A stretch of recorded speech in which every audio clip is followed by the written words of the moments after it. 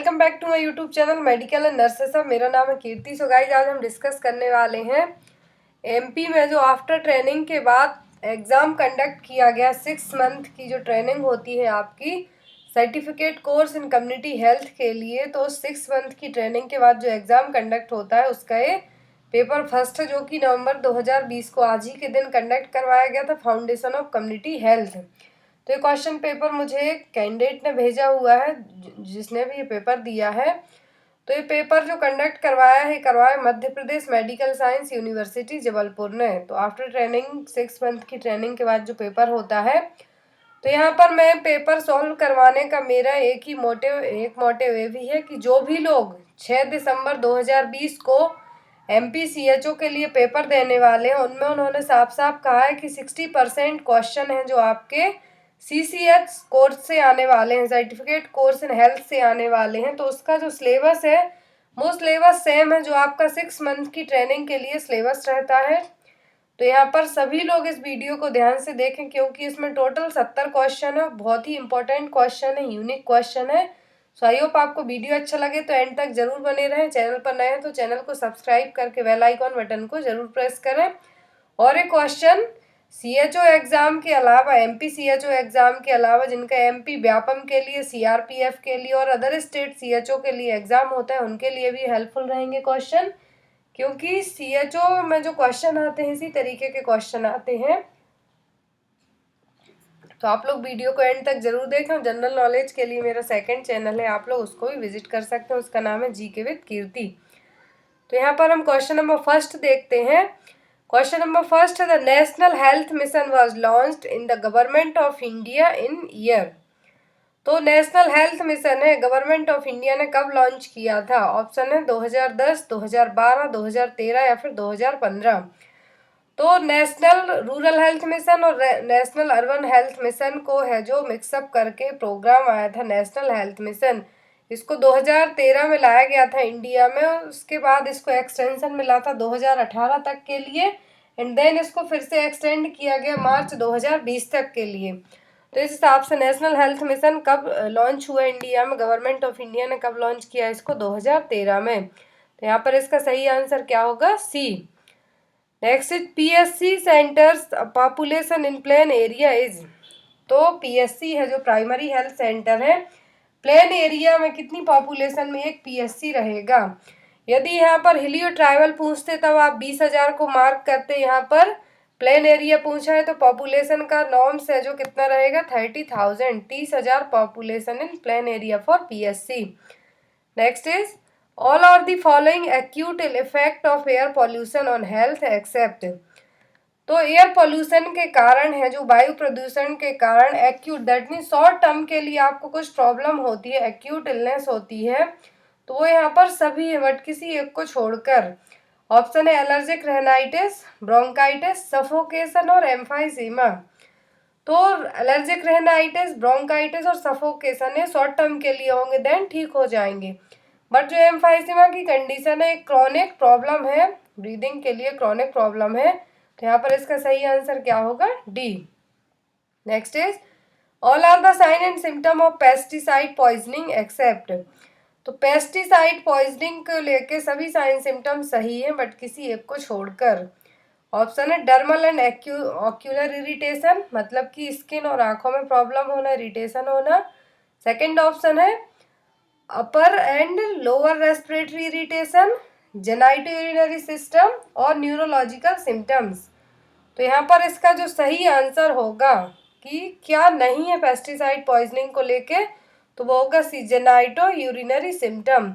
क्योंकि जो सिम्टम हो सकते हैं तो GI ट्रैक्ट में जो सिम्टम होंगे मेनली, यूरिनरी सिस्टम पे कुछ इफेक्ट नहीं पड़ेगा उतना as compare to other system के। यदि यहाँ पर GIT होता तब हम डायरिया और वॉमिटिंग को है जो रख सकते थे, बट यहाँ पर उस तरीके का ऑप्शन नहीं है। तो इसका सही आंसर क्या होगा? Genito urinary symptoms. Next is which of the following services under ICDS are not provided by the anganwadi worker herself. तो ICDS प्रोग्राम के तहत सभी सर्विसेज प्रोवाइड करवाई जाती हैं बट आंगनवाड़ी वर्कर के द्वारा कौन सी सर्विसेज प्रोवाइड नहीं की जा सकती? ऑप्शन है supplementary nutrition, non formal pre school education, immunisation, nutrition and health education. तो आंगनवाड़ी वर्कर सभी चीज़ें प्रोवाइड करवा सकती, बट इम्यूनाइजेशन के लिए जो वैक्सीनेशन है वो नहीं दे सकती है, क्योंकि इसके लिए एक एएनएम नर्स की ज़रूरत पड़ेगी आईसीडीएस प्रोग्राम में भी। तो यहाँ पर इसका सही आंसर क्या होगा? C. Next is pellagra is a deficiency disease caused by. तो पेलैग्रा है जो किसकी कमी के कारण होता है? विटामिन B3 और नियासिन की कमी के कारण। Next is which of the following mosquito can not cause the filaria. इनमें से कौन से मॉस्क्यूटो हैं जो फाइलेरिया कॉज नहीं कर सकते? तो मेंसोनिया और क्यूलेक्स कैटेगरी के जो मॉस्क्यूटो हैं फाइलेरियासिस को कॉज कर सकते हैं, बट एडीज है जो नहीं कर सकता। तो यहाँ पर इसका सही आंसर क्या होगा? एडीज।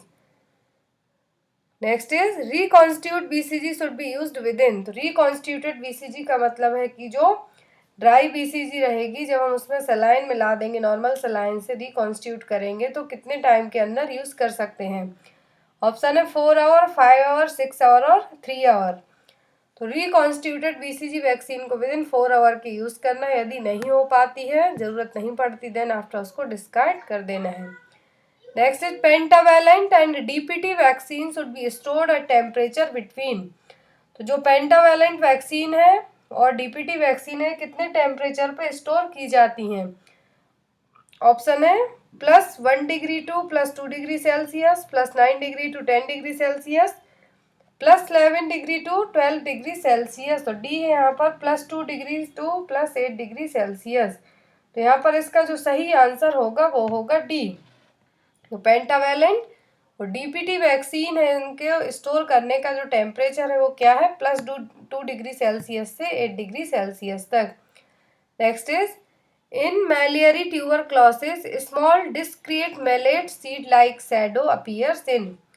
मैलियरी ट्यूबरक्लोसिस में क्या होगा? जो मेलेट सीड होते हैं उसके जैसी शैडो आपको देखने को मिलेंगी। तो ये कहाँ पर देखने को मिलेंगी? All parts of the lungs. Next is all are the following eye disease are considered for preventable blindness except. तो यहाँ पर सभी जो डिसीज हैं जिनको प्रिवेंटेबल ब्लाइंडनेस की कैटेगरी में रखा जाता है, बट किसी एक को छोड़कर। ऑप्शन है जेरोप्थेल्मिया, ट्रोकोमा, ग्लूकोमा और कैटरेक्ट। तो यहाँ पर इसका आंसर अकॉर्डिंग टू मी है जो वो होगा ट्रोकोमा। बट आप लोग इसका आंसर जरूर बताना कमेंट बॉक्स में। जो इसका नेक्स्ट पेपर होगा उसका आंसर मैं आपको उसी वीडियो में बताऊंगी। जो सेकंड पेपर होगा इसका, ये फाउंडेशन ऑफ नर्सिंग का था, जो सेकंड पेपर होगा उसमें आपको इसका आंसर बताऊंगी। क्वेश्चन नंबर है जो 11 नंबर का क्वेश्चन है, यहाँ पर थोड़ा धुंधला है, तो आपको इसका आंसर कमेंट बॉक्स में बताना है। नेक्स्ट क्वेश्चन है question number 12। All are the following main causes of blindness in India except. Bharat में अंधत्व के ब्लाइंडनेस के सभी मेन कारण हैं किसी एक को छोड़कर। ऑप्शन है कैटरेक्ट, रिफ्रैक्टिव एरर, कंजक्टिवाइटिस और ग्लूकोमा। तो इंडिया में मेनली जो कंजक्टिवाइटिस, ग्लूकोमा और कैटरेक्ट की कंडीशन होती है, बट रिफ्रैक्टिव एरर है जो उतने केस नहीं आते हैं, तो इसलिए यहाँ पर इसका आंसर क्या होगा? B. Next is how much percentage of acid solution is used while performing cervical cancer screening during visual inspection. तो सर्वाइकल कैंसर स्क्रीनिंग के लिए जो विजुअल इंस्पेक्शन परफॉर्म किया जाता है, तो उसमें जो एसिटिक एसिड सॉल्यूशन यूज़ किया जाता है, तो उसका कितना परसेंटेज यूज़ किया जाता है? तो यूज़ किया जाता है 3 to 5%। जो एसिटिक एसिड यूज़ किया जाता है सर्वाइकल कैंसर स्क्रीनिंग के विजुअलाइजेशन के लिए, तो कितना होता है? 3 to 5%। Next is inhalation of coal dust causes. तो कोल डस्ट इनहेल करने के कारण जो लोग कोल माइन फैक्ट्रीज में काम करते हैं, यदि वो कोल डस्ट को इनहेल कर लेते हैं तो कौन सी प्रॉब्लम हो सकती है? ऑप्शन है बाइटेसिस, बैगोसिस, एंथ्राकोसिस और लिथोसिस। तो यहाँ पर इसका जो सही आंसर होगा वो होगा डी, जिसको ब्लैक लंग डिसीज भी कहा जाता है, लिथोसिस। क्वेश्चन नंबर 14, इसका सही आंसर क्या होगा? डी, लिथोसिस, जिसको ब्लैक लंग डिसीज भी कहा जाता है। जो भी लोग कोल फैक्ट्रीज में काम करते हैं, कोल इनहेल होने के कारण ये प्रॉब्लम हो सकती है। तो यहाँ पर इसका आंसर क्या होगा? डी, लिथोसिस, और इसी को ब्लैक लंग्स डिसीज के नाम से भी जाना जाता है। Next is occupational lead poisoning is also termed as. तो ऑक्यूपेशनल लीड पॉइजनिंग को क्या टर्म दिया गया है, तो वो है plumbism. Next is schizophrenia is also considered as, तो सीजोफेनिया में मेनली क्या अफेक्ट होते हैं, हमारे थॉट डिस्टर्ब होते हैं, सोचने की जो क्षमता है वो क्या होने लगती है, डिस्टर्ब होती है। तो यहाँ पर एक इस तरीके का डिसऑर्डर है, thought disorder. Next is government of India launch the national mental health programme in the year of, government of India ने जो नेशनल मेंटल हेल्थ प्रोग्राम है कब लॉन्च किया था, 1982 में, 1982 में। यहाँ पे आप जितने भी क्वेश्चन देख रहे हैं इनमें से 90% क्वेश्चन है जो मैंने प्रेजेंट में पिछले 2 से 3 महीने में जो भी वीडियो बनाए हैं उन्हीं में से क्वेश्चन आए हुए हैं, और जिनका अक्टूबर में जो पेपर हुआ था उसमें से भी ये क्वेश्चन आए हैं। तो जिन भी लोगों ने वीडियोस देखे होंगे प्रीवियसली उनको बहुत ही हेल्पफुल रहा होगा। Next is all of the following instrumental activities of daily living are included to assist the functional performance of the elderly except, तो एक एल्डर पेशेंट के लिए उसकी जो बेसिक फंक्शनल एक्टिविटीज़ हैं असिस्ट करने के लिए सभी इंक्लूड हो सकती हैं डेली लिविंग के लिए, बट किसी एक को छोड़कर। ऑप्शन है cooking, taking medication, using the telephone and transferring from bed to chair. तो एल्डर क्लाइंट के लिए बेड से चेयर पर जाना उसकी फंक्शनल एक्टिविटीज़ का पार्ट नहीं हो सकता। Next is ultimate goal of communication for desired change in, तो अल्टीमेट गोल क्या है कम्युनिकेशन में चेंजेस लाने के लिए, तो वो है human behaviour. Next is health belief model was first developed in, तो हेल्थ बिलीफ मॉडल है जो नर्सिंग में पहली बार कब डेवलप किया गया था, 1950 में, 1950 में। Next is what are the feature of supportive supervision, supportive supervision के क्या फीचर हैं। ऑप्शन है must be flexible and have hard working attitude, focus on improving performance, follow up regularly, D all of the above. तो supportive supervision के सभी features हैं, सभी जो इसके कैरेक्टरिस्टिक्स हो सकते हैं सपोर्टिव सुपरविजन के लिए, तो यहाँ पर इसका सही आंसर क्या होगा, D all of the above. Next is all are the following technique of destressing technique except, तो डी स्ट्रेसिंग टेक्निक है सभी आपके स्ट्रेस को दूर करने के लिए टेक्निक यूज की जाएंगी सभी है, बट किसी एक को छोड़कर। ऑप्शन है हैव अ गुड लाफ, मतलब कि अच्छे से हंसना, have a walk, sedentary life style and meditation. तो सेडेंट्री लाइफ स्टाइल से तो कुछ भी फायदा नहीं होने वाला है, इससे और प्रॉब्लम्स और होंगी स्पेशली हेल्थ को लेके। तो यहाँ पर इसका सही आंसर क्या होगा, सी, सेडेंट्री लाइफ स्टाइल है, क्या है, डी स्ट्रेसिंग टेक्निक का पार्ट नहीं है। Next is the purpose of Janani Suraksha Yojana scheme are, तो JSY स्कीम में आपको कई बार बता चुकी हूँ, उसमें से क्वेश्चन भी आया हुआ है अभी इसमें। जननी सुरक्षा योजना स्कीम के सभी पर्पस हैं the provide cash assistance during antenatal period, to encourage institutional delivery, to provide support during immediate postmortem period, D all of the above. तो जननी सुरक्षा योजना स्कीम है उसमें सभी पॉइंट्स इंक्लूडेड रहते हैं कि एंटीनेटल पीरियड के टाइम पर आपको कैश असिस्टेंट प्रोवाइड कराया जाए, इंस्टीट्यूशनल डिलीवरी के लिए इनकरेज किया जाए, इमीडिएटली पोस्टमार्टम पीरियड में भी आपको केयर प्रोवाइड कराई जाए। तो इस हिसाब से यहाँ पर सही आंसर क्या होगा, D all of the above. Next is all of the following advantage of electronic health record except, तो यहाँ पर इलेक्ट्रॉनिक हेल्थ रिकॉर्ड के सभी पॉइंट्स हैं जो इंक्लूडेड हैं, मतलब कि एडवांटेज हैं इसके, बट किसी एक को छोड़कर।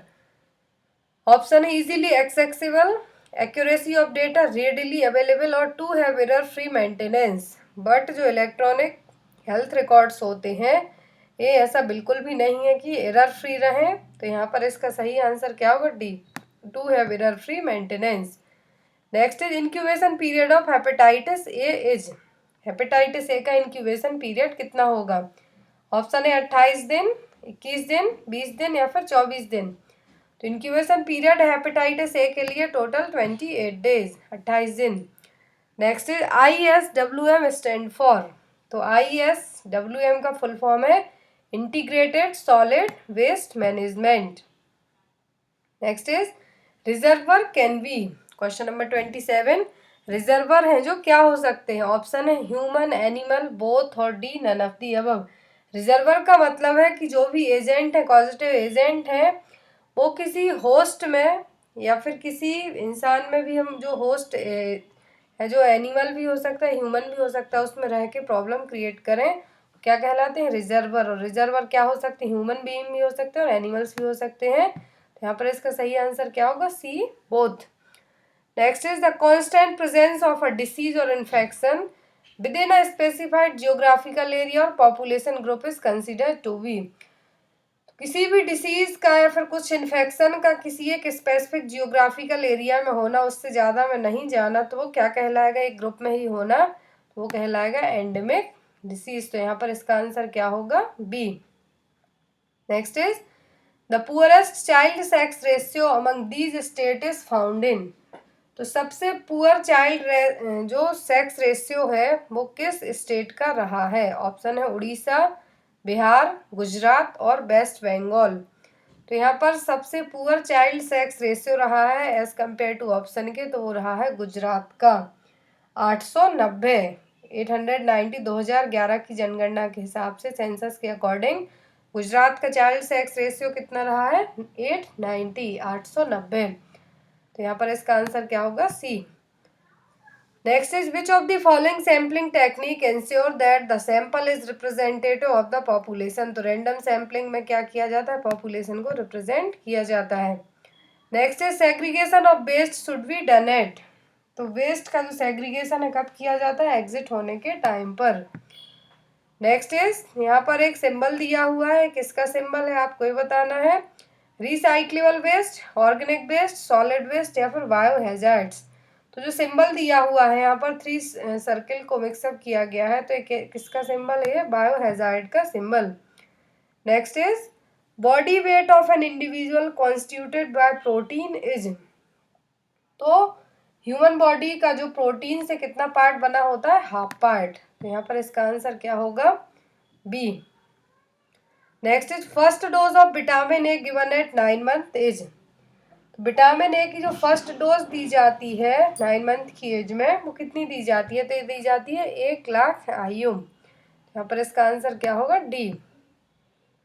Next is the additional calorie requirement for pregnant women during the first trimester is. तो टोटल 350 कैलोरी है जो एक्स्ट्रा दी जाती है प्रेगनेंसी में। तो फर्स्ट ट्राइमेस्टर में उतनी ज़्यादा कैलोरी की ज़रूरत नहीं पड़ती है, बट अकॉर्डिंग टू ऑप्शन की हम बात करें तो इसका आंसर क्या होगा? B, 150 kilocalorie. Next question, question number 36 है 1 tablet of iron folic acid content. एक जो आयरन फॉलिक एसिड की टैबलेट होती है, इसमें कितना कंटेन होता है? तो इसमें होता है 100 mg एलिमेंटल आयरन और 0.5 mg फॉलिक एसिड। तो यहाँ पर इसका आंसर क्या होगा? सी। जो एक आयरन फॉलिक एसिड की टैबलेट होती है उसमें 100 mg एलिमेंटल आयरन होता है, 0.5 mg folic acid. Next is daily calcium requirement for lactating mother is. तो यहाँ पर लैक्टेटिंग मदर के लिए कैल्शियम रिक्वायरमेंट पूछा है। प्रेगनेंसी में पूछते तब 1000 mg होता है, यहाँ पर लैक्टेटिंग में पूछा है तो होगा 1200 mg per day. Next is all are true of cholesterol except. तो जो कोलेस्ट्रॉम में फर्स्ट ब्रेस्ट मिल्क है जो मदर्स के ब्रेस्ट से सीक्रेट होता है आफ्टर डिलीवरी, तो उसको लेके सभी पॉइंट सही है बट किसी एक को छोड़कर। ऑप्शन है secreted for first few days, rich in fat, rich in anti infective factors, rich in protein and minerals. तो जो ट्रू है कोलेस्ट्रॉम को लेके पॉइंट वो सभी सही है बट किसी एक को छोड़कर। कोलेस्ट्रॉम में फैट प्रेजेंट नहीं होता है, होता है बट ज़्यादा नहीं होता। तो यहाँ पर इसका आंसर क्या होगा? B, rich in fat. Next is canned food is mostly associated with which bacterial food poisoning. तो जो भी कैंड फूड होते हैं उनसे जो बैक्टीरियल पॉइजनिंग होती है वो क्या है? Botulism. Next is other name of leprosy is. Leprosy का दूसरा नाम क्या है? Hansen's disease.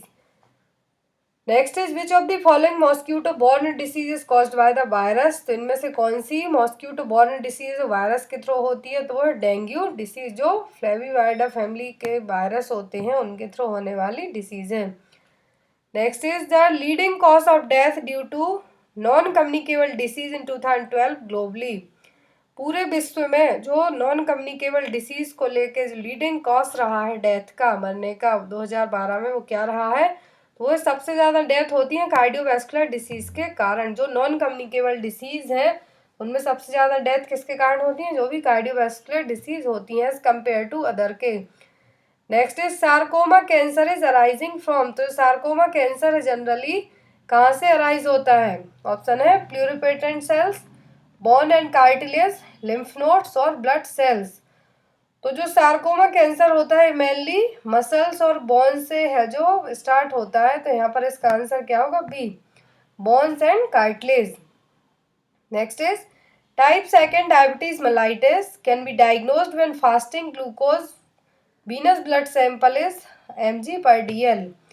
तो टाइप सेकेंड जो डायबिटीज मेलाइटिस इसको कब डायग्नोज किया जाता है, यदि आपका फास्टिंग ब्लड ग्लूकोज लेवल कितना निकले, मोर देन 126 mg/dl। तो यहाँ पर इसका आंसर क्या होगा, सी।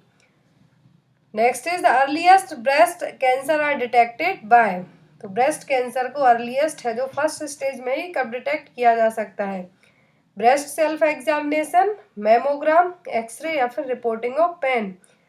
तो यहाँ पर इसका जो सही आंसर होगा वो क्या होगा, ब्रेस्ट सेल्फ एग्जामिनेशन के द्वारा। किसी भी तरीके का जब आप ब्रेस्ट सेल्फ एग्जामिनेशन करते हैं तो लम्प फॉर्मेशन हो या फिर कुछ ऐसे चेंजेस देखने को मिले जो पहले ना रहे हो, तो क्या हो सकते हैं, इनिशियल और अर्लीस्ट ब्रेस्ट कैंसर को असेस करने के लिए साइन हो सकते हैं। Next specific fear are type of, तो जो डर होता है स्पेसिफिक, एक क्या किस तरीके का डिसऑर्डर है, ऑप्शन है attention deficit hyper activity disorder, schizophrenia, conduct disorder and D है यहाँ पर एंजाइटी डिसऑर्डर। तो स्पेसिफिक फियर है जो किस तरीके में आता है, एंजाइटी डिसऑर्डर में, फोबिक डिसऑर्डर में। Next is leader should have following qualities except, जो एक लीडर है, टीम लीडर है मान लो, तो उसमें सभी क्वालिटीज होनी चाहिए बट किसी एक को छोड़कर, ऑप्शन है विजनरी, चेंज एजेंट, स्ट्रिक्ट और टीम बिल्डर। तो एक लीडर है उसको है जो चेंज एजेंट भी होना चाहिए, टीम बिल्डर भी होना चाहिए, सुपरवाइजर भी होना चाहिए और सभी चीज़ों को देखते भी रहना चाहिए, बट स्ट्रिक्ट है जो, यदि लीडर स्ट्रिक्ट रहेगा तो उसके जो मेंबर हैं जिसका वो लीडर है वो उसको सभी चीज़ें हैं शेयर नहीं कर पाएंगे, इसीलिए यहाँ पर इसका आंसर क्या होगा, C, strict. Next is the process of guiding, helping and encouraging staff to improve their performance is, तो एक ऐसी प्रोसेस जिसमें आप किसी को गाइड कर रहे हैं, हेल्प भी कर रहे हैं और इनकरेज कर रहे हैं अपने स्टाफ को काम करने के लिए, तो ये क्या कहलाएगा, ऑप्शन है मॉनिटरिंग, सुपरविजन, सर्वेलेंस और मोटिवेटिंग। तो ये पूरी प्रोसेस क्या कहलाएगी, supervision. Next question, question number 49, data should have following qualities except, तो जो भी डेटा है उसमें सभी क्वालिटीज होनी चाहिए किसी एक को छोड़कर, ऑप्शन है कंप्लीटनेस, एरर, टाइमलीनेस और एक्यूरेट। तो एक डेटा है जो एक्यूरेट होना चाहिए, टाइमलेसनेस होना चाहिए और कंप्लीटनेस होना चाहिए उसमें, बट एरर किसी भी तरीके का है जो नहीं होना चाहिए। Next is the organised community effort that promote health and prolong life for, तो एक कम्युनिटी, ऑर्गेनाइज्ड कम्युनिटी है, वहाँ पर जो हेल्थ और प्रोलॉन्ग लाइफ को लेकर क्या एफर्ट्स सही होंगे, ऑप्शन है improved environment, access to safe water and sanitization, control of communicable infection, personal hygiene improvement through the education और D all of the above. तो यहाँ पर इसका सही आंसर क्या होगा, D, all of the above. Next is epidemiological triad theory of disease causation include, तो epidemiological triad में जो ट्राइंगल शेप होता है उसमें कॉजेशन में क्या इंक्लूड होता है, एजेंट, होस्ट और environment. Next is all of the following are principle of pollution prevention व वेस्ट ऑप्टिमाइजेशन एक्सेप्ट, तो पॉल्यूशन प्रिवेंट करने के लिए सभी प्रिंसिपल हैं जो सही है बट किसी एक को छोड़कर। एक क्वेश्चन लास्ट टाइम भी आया था एमपी में जब आफ्टर ट्रेनिंग के बाद पेपर हुआ था, उसमें ऑप्शन है reduce waste, reproduce waste, reuse waste और रिसाइकिल वेस्ट। तो यहाँ पर इसका जो सही आंसर है वो क्या होगा, reproduce waste. Next is in the definition of epidemiology determinants generally include, तो एपिडेमियोलॉजी में जो डिटर्मिनेंट्स हैं क्या हैं, तो डिटर्मिनेंट्स हैं जो एजेंट हो सकते हैं, कॉजेज हो सकते हैं, बट यहाँ पर दोनों ऑप्शन प्रेजेंट है, तो इस हिसाब से यहाँ पर इसका जो सही आंसर होगा वो होगा A. Next is central birth and death registration act was passed in. तो central birth and death registration act कब पास हुआ था? 1969 में, जिसमें डेथ और बर्थ को कितने दिनों के अंदर रजिस्टर करवाना होता है? With in 21 days. Next is 4 colour code for bag in BMWR। तो बायोमेडिकल वेस्ट मैनेजमेंट में कौन सा कलर कोड यूज किया जाते हैं? तो इसमें बेसिकली 4 कलर यूज होते हैं, yellow, red, white and blue. Green colour है जो यूज नहीं किया जाता। Next is all of the following occurs due to niacin deficiency except. तो डर्मेटाइटिस, डिमेंशिया और डायरिया 3D सिम्टम्स किसके हैं? पेलाग्रा। क्यों पेलाग्रा किसके कारण होता है? नियासिन की कमी के कारण। तो यहाँ पर जो इनफर्टिलिटी ऑप्शन में है, विटामिन ई की कमी के कारण होने वाली प्रॉब्लम है जनरली। तो यहाँ पर इसका आंसर क्या होगा? B, infertility. Next is which one is not a freezer sensitive vaccine. इनमें से फ्रीजर सेंसिटिव वैक्सीन कौन सी नहीं है? तो हेपेटाइटिस बी, DPT और BCG मोस्टली फ्रीजर सेंसिटिव है, बट लीस्ट सेंसिटिव क्या है यहाँ पर? तो है TT। Next is all of the following are locally endemic disease except. तो लोकली एंडेमिक डिसीज सभी है, बट किसी एक को छोड़कर। ऑप्शन है एपिलेप्सी, कालाजार, मलेरिया और जैपनीज एंसेफेलाइटिस। तो एपिलेप्सी है जो क्या है? एक एंडेमिक डिसीज नहीं है, एक नॉन कम्युनिकेबल डिसीज है। Next ELISA test is done in. तो एलिजा टेस्ट है जो एंटीबॉडी डिटेक्ट करने के लिए किया जाता है, तो सभी प्रॉब्लम्स में करवाया जा सकता है। तो यहाँ पर इसका आंसर होगा D, all of the above. Next hydrophobia is caused by which virus. तो हाइड्रोफोबिया किस वायरस के थ्रू होता है? ऑप्शन है adeno virus, lyssa virus, rota virus और रेनो वायरस। तो जो हाइड्रोफोबिया की कंडीशन मेनली रेबीज को ही कहा जाता है, तो ये देखने को मिलती है लाइजा वायरस के कारण। Next is what is the dose of albendazole for children between age 2 to 19 year.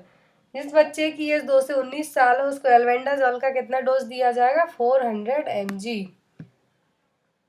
Next is modifiable risk factor of coronary heart disease involve all of the following except. तो यहाँ पर मॉडिफाई, दो तरीके के risk factor मैंने आपको पढ़ाए थे।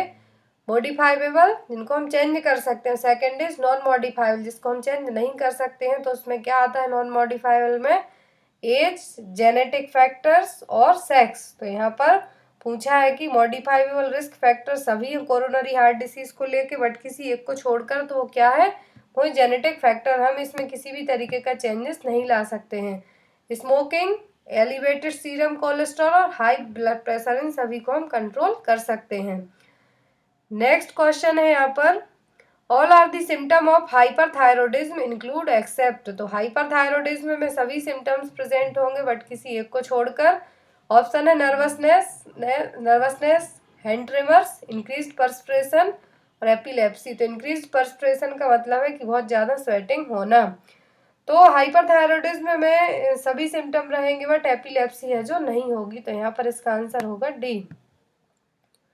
Next is which vaccine is administered for prevention of cervix cancer. Cervix cancer को प्रिवेंट करने के लिए कौन सी वैक्सीन दी जाती है? ऑप्शन है HPV vaccine, hepatitis B, tetanus और OPV। तो जो सर्विक्स कैंसर है मेनली किसके कारण होता है? ह्यूमन पेपिलोमा वायरस के कारण। तो इसके लिए वैक्सीन भी दी जाएगी, वो क्या होगी?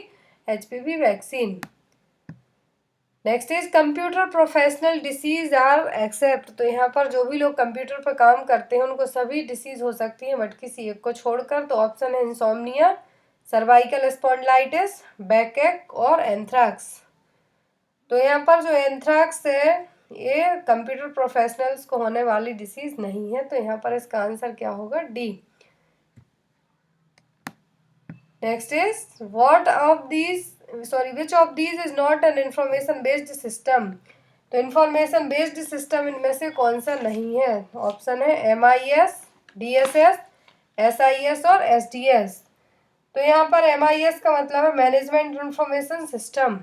तो यहाँ पर जो इंफॉर्मेशन बेस्ड सिस्टम का एग्जाम्पल नहीं है, पार्ट नहीं है, वो क्या है? SDS। ये क्या है? सेफ्टी डेटा सीट है। तो यहाँ पर इसका आंसर होगा D. Next is which of these is the third element of communication. तो कम्युनिकेशन प्रोसेस के आपने एलिमेंट्स पढ़े होंगे, थर्ड एलिमेंट क्या है? Channel. Next is anganwadi centres under. तो जो आंगनवाड़ी सेंटर हैं किसके अंडर में आते हैं? ऑप्शन है ICDS, UNICEF, FAO and care. तो जो आंगनवाड़ी सेंटर हैं किस में आते हैं, ICDS स्कीम में। Question number 69, how much amount paid for Asha under GSY। तो जननी सुरक्षा योजना के तहत जो आशा वर्कर है उनको कितना अमाउंट पे किया जाता है। ऑप्शन है 300 पर केस, 200 पर केस, 100 पर केस और 500 पर केस। तो जो आशा होती है उनको जननी सुरक्षा योजना के तहत एक डिलीवरी के लिए कितना मिलता है, 200 रुपये पर केस। लास्ट क्वेश्चन है यहाँ पर, columnar pity case book updated in. तो पर वीक में इसको अपडेट किया जाता है। तो गाइस ये थे टोटल MP में जो आफ्टर ट्रेनिंग एग्जाम हुआ है CHO की ट्रेनिंग का, उसके बाद का फर्स्ट पेपर है। कल या फिर नेक्स्ट डेट में पेपर होने वाला है, तो उसका पेपर भी मैं आपको प्रोवाइड कराऊंगी। ये था फाउंडेशन ऑफ कम्युनिटी हेल्थ को लेके पेपर। तो आई होप आपको वीडियो अच्छा लगा हो तो वीडियो को लाइक जरूर करना। जो भी लोग चैनल पर नए हैं चैनल को सब्सक्राइब करना। Thank you for watching us, bye bye.